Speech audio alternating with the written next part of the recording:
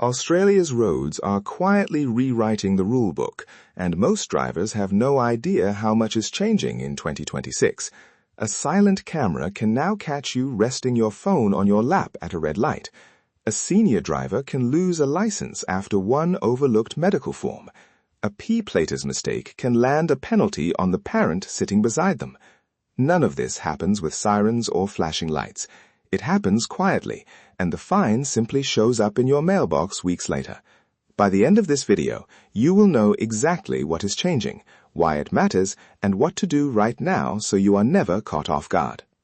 Welcome back to my channel, the place where we break down the government changes that actually affect your everyday life, your wallet, and your freedom to get where you need to go. Today, we are tackling one of the biggest shifts in Australian driving law in years. Some of these changes are already active in certain states. Others are rolling out gradually over the coming months, but together they add up to a fundamentally different driving experience than the one most Australians grew up with. This is not about scaring you. It is about making sure you walk away from this video fully prepared. So let us get straight into it. Road safety authorities across Australia have been clear about their reasoning. Rising numbers of distraction-related crashes, an aging vehicle fleet mixed with new driver assistance technology, and a public that has grown a little too comfortable bending small rules have all pushed governments towards stricter, smarter enforcement. The goal, on paper, is simple: fewer deaths and fewer serious injuries on the road. The reality for everyday drivers is a system with far less room for error than before. This is the change catching the most people off guard. Mobile phone detection cameras are already active across New South Wales, the ACT, Queensland, and several other states, and their coverage keeps growing. These are not the speed cameras you're used to. They use artificial intelligence to scan into vehicles and identify illegal phone use. And in some states, the same cameras have been upgraded to detect improperly worn or missing seatbelts too. Here is the part that shocks people the most. The rules still apply even when your car is stopped but not parked, like sitting at a red light.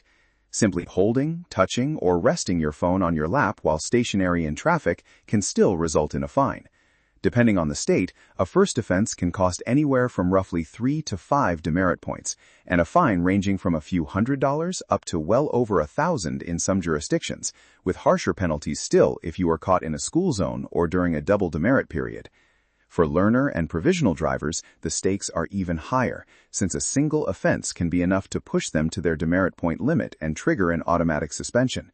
There is no flash and no warning beep. Many drivers do not even realize they have been caught until the infringement notice arrives weeks later. Alongside phone detection, several states are lowering speed limits in school zones, roadwork sites, and other high-risk areas, while narrowing the tolerance drivers are given above the posted limit. In practical terms, that means a small margin that once felt harmless, just a few kilometers over the limit, is increasingly treated the same as more serious speeding. This shift matters most for drivers who are used to older, more relaxed enforcement patterns, including many long-time and older drivers who may not immediately register a lowered limit sign. The demerit point system itself is also evolving. Rather than a flat, predictable structure, points are increasingly stacking in ways that punish repeat and combined behavior more heavily. A phone offense stacked with a speeding offense in a short window can escalate consequences faster than either offense would on its own. Double demerit periods, which already apply around long weekends and holidays, compound this further, sometimes doubling the point cost of a single mistake. One of the more sensitive changes involves medical fitness requirements, particularly for older drivers. Several jurisdictions are moving toward more frequent medical assessments for drivers in older age brackets, which can mean shifting from a multi-year license renewal to an annual one, depending on individual health status. This does not mean every senior driver is at risk of losing their license overnight. It does mean documentation, regular checkups, and honest conversations with a doctor matter more than ever. For many older Australians, a license represents independence, access to healthcare, and social connection, so understanding these requirements early and proactively is far better than reacting to a surprise license review.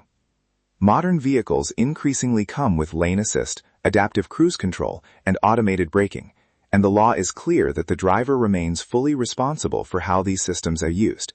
You cannot point to the car's automation as an excuse if something goes wrong.